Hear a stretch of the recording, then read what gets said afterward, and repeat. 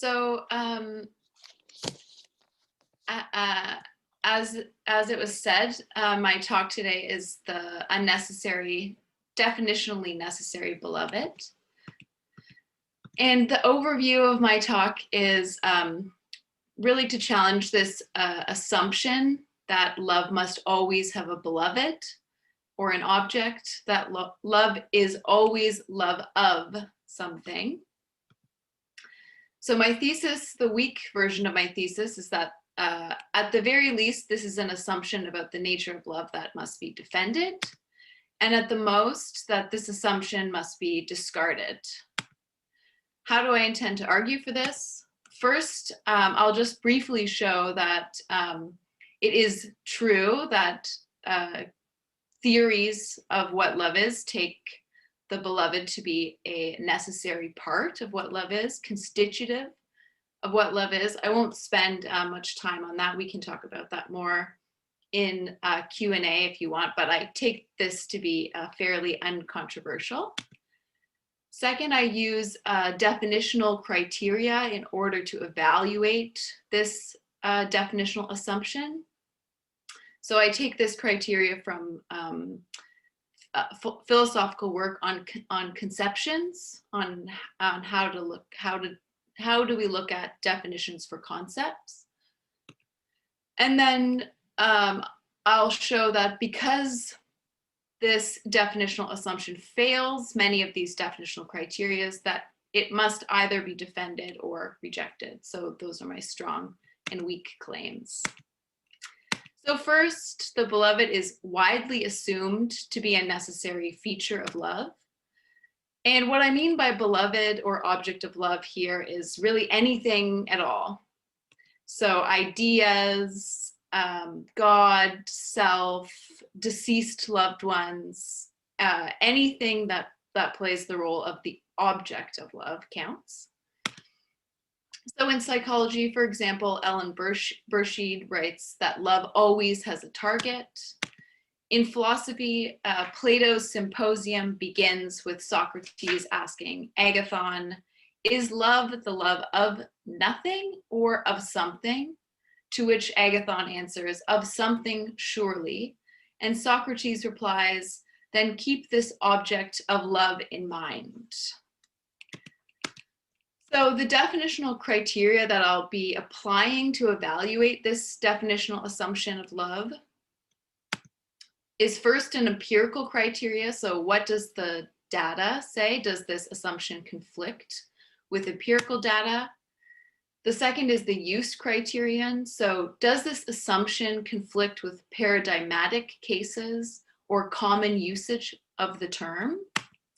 The compatibility criterion. So does this assumption that love must always have a beloved conflict with other relevant areas of philosophical thought? The consistency criterion, does this assumption create internal inconsistencies in theories of love because the beloved is assumed to be constitutive and necessary of what love is? And finally, the overlap criteria. So this just examines whether rejecting this assumption or doing away with this assumption will change what we're talking about too much, and such that one could accuse me of changing the subject. And these definitional criteria are taken from Muhammad Ali Khalidi's book, Natural Categories and Human Kinds from 2013. So the first one is empirical studies, the first criterion. So this is, does the assumption conflict with empirical studies? And unfortunately, this criterion is not much help for me because of the widespread nature of this assumption. Basically, all empirical work has assumed this. So whether that's work in psychology or work in neuroscience, the beloved is always assumed. So there's some loving kindness meditation, which describes a type of love that is without object. But actually, when you get into the details of that, the instructions seem to include an object. So not much help for me, unfortunately. So the second criterion that I'm looking at are paradigms and usage. So does the assumption conflict with paradigmatic cases and common usage? And I want to look at 3 paradigmatic cases in particular. The first is God. So there are 3 ways that I'm thinking about God here. First is God as love, so the love that is God's nature. The second is God as beloved, and the third is God as lover. So as you all know much better than I do, since I'm not a theologian, but a philosopher, God as love, the nature of God being love, has been a problem historically because of the assumption that love must have an object and the view of God as complete and perfect in themselves. So this has been solved in various ways, but one way that this tension has been solved is by making the type of love that God is without object. So for example, American theologian Catherine Sonderegger says in her book, in her recent book, that if God is love, that love must be a love without object. Otherwise, God is incomplete and imperfect if God requires something outside of themselves in order to manifest their nature, their loving nature. So I think that's good for me, that this paradigmatic case might plausibly be a type of love without object. And then God as beloved and God as lover is just a bit of an odd sort of object for love, given the way in which God reciprocates and participates in loving relationships. So what I mean to say about there is just that this participation and reciprocation that God does as beloved and lover is unlike the participation and reciprocation in a loving relationship that we see with other objects, say with neurologically typical adult beloveds or lovers. So the second paradigmatic case that I want to look at is self-love. And in this case, the beloved is taken to be the self. But as you might know from a long philosophical tradition, the self is not an easy object to identify. And in this case, self-love would require a lover and a beloved that seem to be the same relata. It's hard to say what the relata is in self-love, such that the lover and the beloved are separate. And what are those things? And the third paradigmatic case is a group that I'm calling inert beloveds.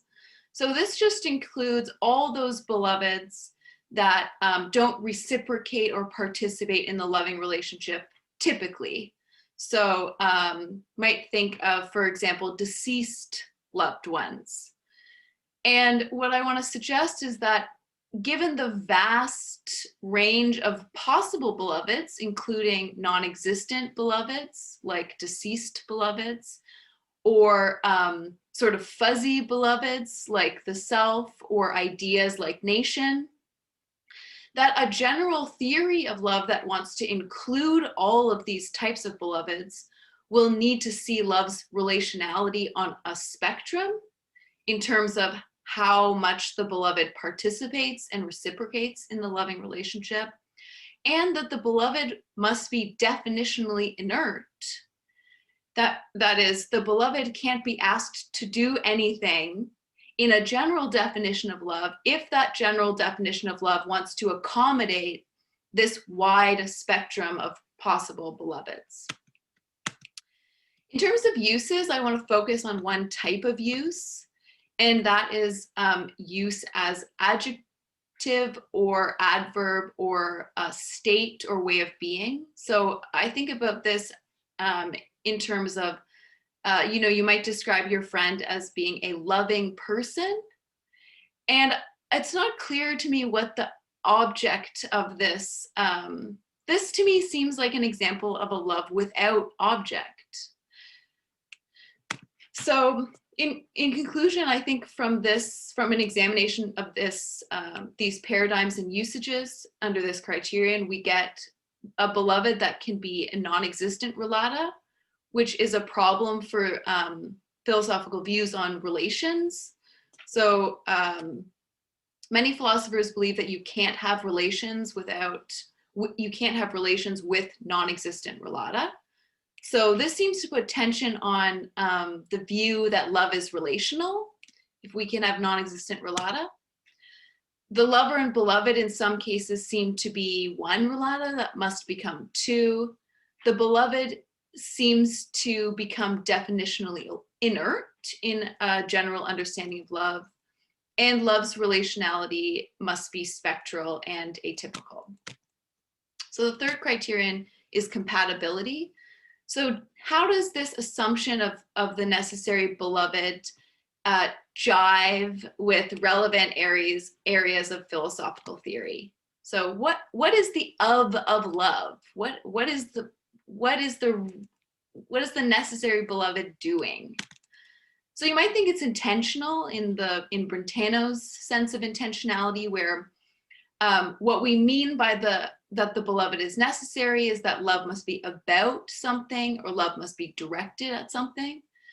But Brentano's theory of intentionality has a problem with non-existent objects. And I want to say that there's this problem for love as well. If what we mean by the beloved is intentionality in Brentano's sense, then non-existent beloveds are going to pose challenge to this, just like they do to Brentano's intentionality. If what we mean is something causal, so the beloved is necessary in the sense that the beloved is causally responsible for love, I think we have there's the same issue. What do we say about non-existent beloveds? So there's definitely philosophers who hold the view that causes must be existent, that you can't have non-existent causes.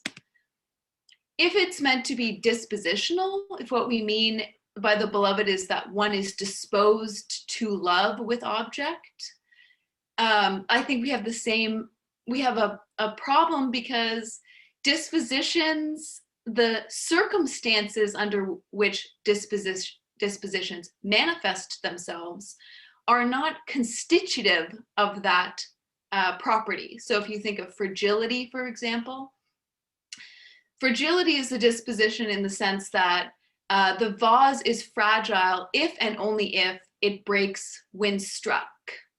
But the hammer that breaks the vase is not constitutive of the vase's fragility. And I think this is one reason why the striking object is fungible. So I think if we want to say that what the beloved is dispositional, it's describing that love is a dispositional property. You don't get the beloved as constitutive of love. And another big area of love that I think another area of philosophical thought that is in tension with this is the philosophical work on objectless emotions. So many views are that love is an emotion, which is not something I'm endorsing here, but many have this view. And there's also, many have theories that emotions can be objectless. So for example, the psychologist Matthew Ratcliffe, his theory of existential feelings is that there are objectless emotions that form the precondition for intentional relations in a kind of Heideggerian disposedness sense. And then also the view that relations must hold between existing relata. So fourth, the consistency criterion. So does this assumption create internal inconsistencies for theories of what love is? I've pointed to some inconsistencies already, such as the two relata come from one relata with the beloved and lover, say, for example, in self-love, that the beloved can be non-existent. And I want to raise one other consistency issue for theories of love. And this is a particular subset of theories of love, which are moral theories that have love as at their center. And philosophers have often talked about love and ethics as being in tension, because love is taken to particularize. Love carves up the world into beloveds and non-beloveds, whereas we often think of morality as requiring a certain impartiality. So this is, part of Bernard Williams' famous line about one thought too many, when the man is faced with saving either a drowning stranger or his drowning wife. Because love is taken to give reason enough for him to save his wife because of this partiality, which many philosophers see to be in tension with what we would want a moral theory to do.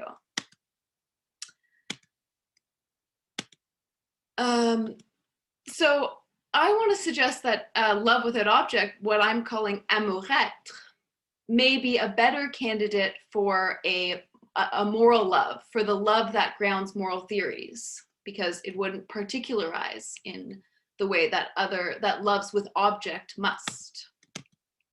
So finally, does this love without object, is it just too odd? Is it just too far from what love is that I'm changing the subject? But I think the problems I've raised with the beloved so far, the non-existent relata, the relata same as lover, definitionally inert, relationality as spectral and atypical, not clear what the beloved is doing, the moral love quandary, are enough to let me get my foot in the door and talk about this idea. And I think it's also telling that amour-être, or love without object, can solve some of these issues, like the moral love quandary. And also it seems just a hair's breadth from some of the others. So if the beloved can be non-existent, a non-existent relata, why can it not be nothing at all? And so to conclude, I think the necessary beloved, this presumption that we must have a beloved, really impacts how love is theorized, how love is studied, where love is found, and where love is seen to be possible. And I think that because of the profound impact of this assumption, it must either be defended or rejected altogether. So thank you.